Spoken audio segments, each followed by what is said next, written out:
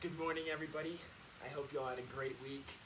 For those of you who don't know me, my name is Nathan Persley. I'm currently a missionary's assistant serving down in Cochabamba, Bolivia, which is in the heart of South America. I hope you all had a great week. I know I did actually some restrictions in the suburb that we live in. It's called Tikipaya. Some of the restrictions of our quarantine got lifted so we can actually walk every day. So it's a sign that things are getting better. And so this week we're going to be in Acts 12, 1 through 18. We're going to be talking about Peter's miraculous escape from prison.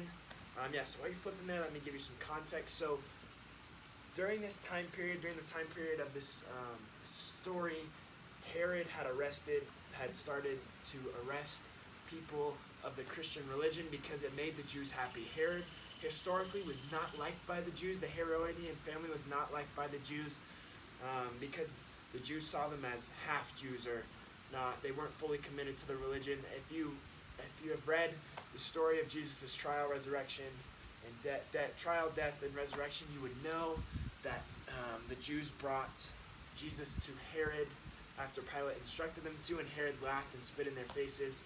So there's been a lot of bad blood. So when Herod had these people arrested, and originally he had James, the brother of John, was arrested, and he had him killed, and this brought great favor. The Jews saw Herod do this, and they're like, okay, this is a good step. This is a good step for the Jews, because the Jews didn't like the Christians. They didn't believe that Jesus was the Messiah. The Jews were the whole reason that Jesus got killed. So let me just get into it. Let me start reading. It says in chapter 12, verse 1, it was about this time that King Herod arrested some who belonged to the church. He intended to persecute them. He had James, the brother of John, put to death with the sword. When he saw that this met the approval among the Jews, he proceeded to seize Peter also. So he only seized Peter, he only arrested Peter because he got approval from the Jews. And Peter was actually one of the main leaders of the church in Jerusalem, and he was one of the founders of the church in the world. We can trace back some of the Catholic roots to Peter, but it's kind of iffy. It's just kind of iffy. We don't really know for sure, but a lot of people say that Peter was one of the founders of the Catholic Church as well, the Roman Catholic Church. I may be wrong in that, so don't quote me. It just came into my head. All right, continuing in verse 3, it said, when he saw that this met the approval among the Jews, he proceeded to seize Peter also. This happened during the festival of unleavened bread.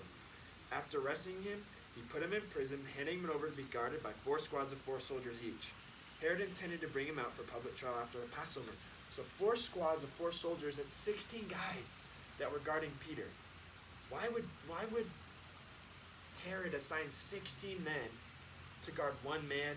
We'll get into that a little bit later, but originally it's because he knew something could happen. He knew that the power that Peter had, he knew that Peter was the leader of this new church, and he believed in the Messiah, he believed in Jesus. He knew that there might be power and there might be some chance of this man's escape. Continuing on, in verse 5, it says, so Peter was kept in prison, but the church was earnestly praying to God for him. That night before Herod was to bring him to trial, Peter was sleeping between 2 soldiers, bound with 2 chains, and sentries stood guard out at the entrance. Suddenly an angel of the Lord appeared, and a light shone in the cell. He struck Peter in the side and woke him up. Quick, get up, he said. And then the chains fell off of Peter's wrists. Then the angel said to him, put on your clothes and sandals, and Peter did so. Wrap your cloak around you and follow me, the angel told him. Peter followed him out of prison, but he had no idea that what the angel was doing was really happening. He thought he was seeing a vision. They passed the first and second guards and came to the iron gate leading to the city. It opened for them by itself, and they went through it.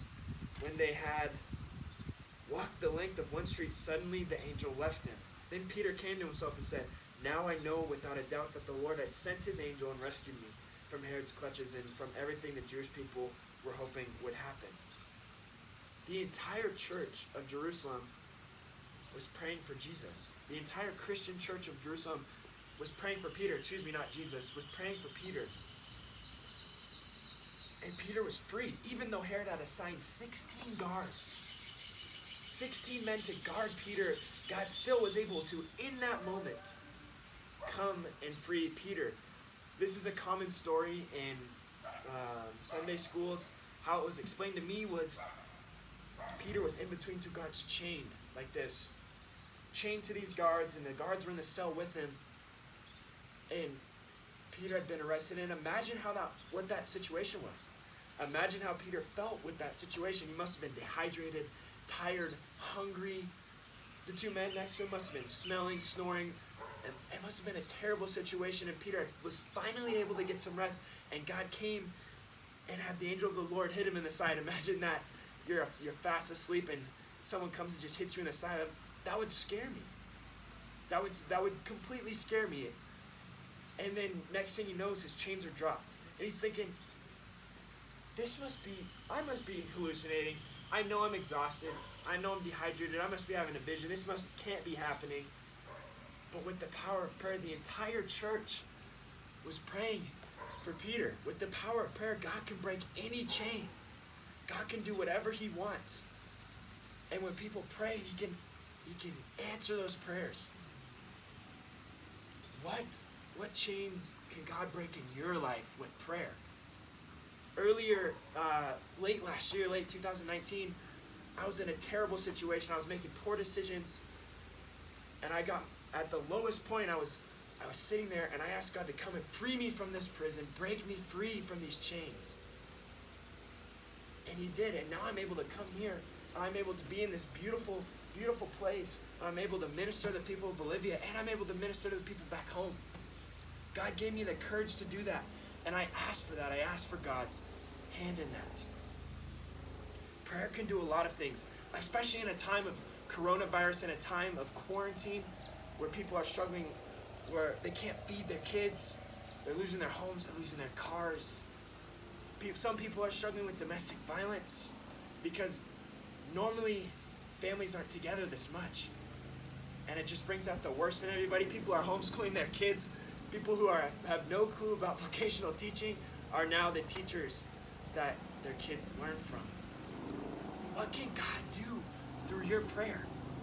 Who can God help through your prayer? And friends, if you are struggling with any of these things, gather your prayer warriors, gather the people around you, talk to your pastors. And if you don't have a home church, direct message me on Instagram or Facebook. Gather the people around you and ask them to pray for your situation, because who knows, through the power of prayer, God can do anything. If God can heal the lame beggar, if God can bring Peter out of prison miraculously with 16 guards around him, why can't God do the same thing for you? Why can't that happen? But with prayer, we have to have faith, and we see that. In verse 12, it says, when this dawned on him, he went to the house of Mary, the mother of John, also called Mark, where many people had gathered and were praying. Peter knocked at the outer entrance, and the servant named Rhoda came to answer the door. When she recognized Peter's voice, she was so overjoyed she ran back without opening the door and exclaimed, "Peter's at the door!" And everyone inside said, "You're out of your mind," they told her. When she kept insisting it was so, they said it must be his angel. They had lost faith. They had been praying for Peter's safe return back to them. But they didn't have the faith that God could do that. Like I said last week, all it takes is the faith the size of a mustard seed, and God can do anything. God can move mountains with the faith this small. They had been praying and praying and praying. They'd probably been fasting as well. And when Peter was delivered, they didn't believe. They thought he was dead. They thought it was his angel. They thought, well, I guess our prayers didn't work. I guess this didn't happen. And in verse 17 and verse 16, it said, but Peter kept knocking. When they opened the door, they saw them, and they were astonished. Peter motioned with his hand for them to be quiet and described how the Lord had brought him out of prison.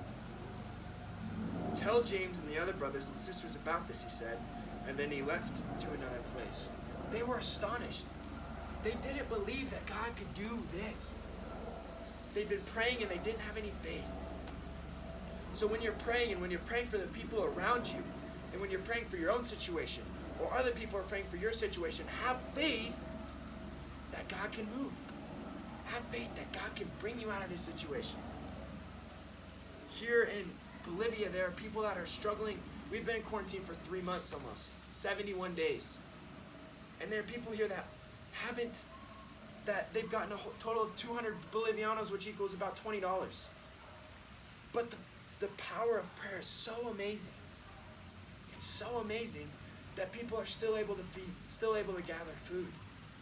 And yeah, Bolivia is not the most medically sound country. That's why we've been quarantined when we only have 1,000 cases. But our president, the Bolivian president, called for a time of fasting and a day of fasting and prayer. And as a missionary body, we took part in that. And we were able to pray alongside the people here. We were able to minister alongside the people here. And God came through. God came through for the pastors in Bolivia who live on offerings, but they can't have church. God came through because people are finally accepting technology to do church here. Every Sunday, my Facebook is blown up by Bolivian pastors on their Facebook Live in their homes. They are still able to reach their congregations.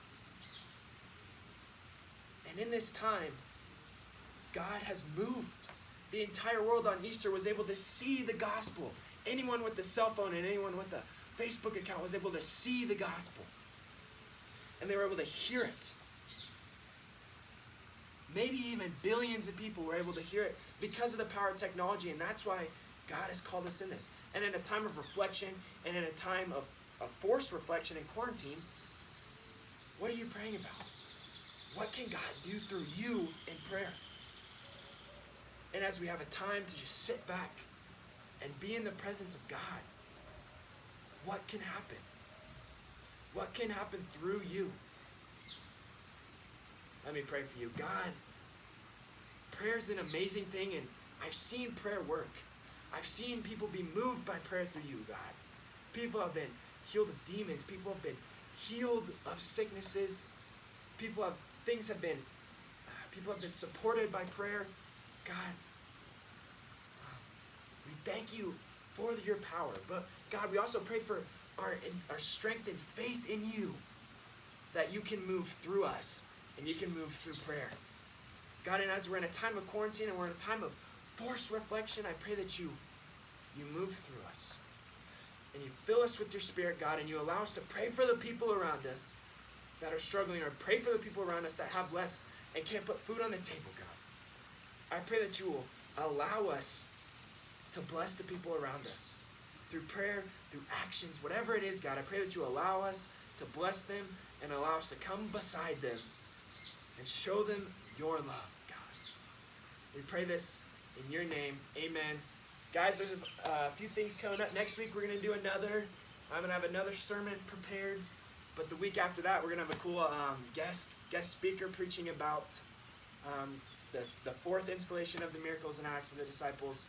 I'm super excited about that. Guys, as you go this week, pray. Spend time with God. Reflect on His Word. Reflect with God. Talk to God. You never know what could happen. I love you all. I hope you have a great week. If you have any questions or you want to reach out to me for prayer, I would happily love to have a conversation with you this week, whether that's on text, Zoom, Facebook, whatever it is. I would love to have a conversation. And don't forget to put in the comments where you're watching this. I'm excited to see what you guys have to say. Have a great week, and I love you all.